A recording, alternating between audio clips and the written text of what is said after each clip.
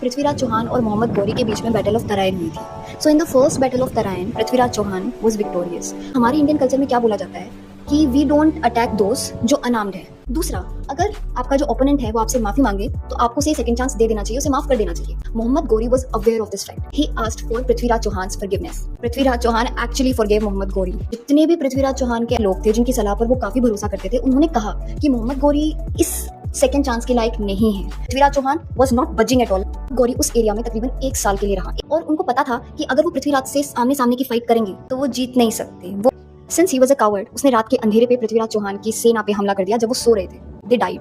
और उस केस में पृथ्वीराज चौहान भी पकड़े जाते हैं और ब्रूटली उनको अंधा कर दिया जाता है। Now comes the most interesting part. Now Prithviraj best friend Chand Bardai wanted to save his friend as well as वो ये भी चाहता था कि मोहम्मद गौरी को सजा मिले। उसने मोहम्मद गौरी को कन्विंस किया कि पृथ्वीराज चौहान शब्द भेदी बाण चलाने में काफी अच्छे हैं, यानी बस कन्विंस। तो उन्होंने एक प्रोग्राम ऑर्गेनाइज किया जहाँ पे पृथ्वीराज चौहान जो कि अंधे थे उनको पोडियम पे खड़ा किया और उनके बिल्कुल सामने एक बेल टांगी।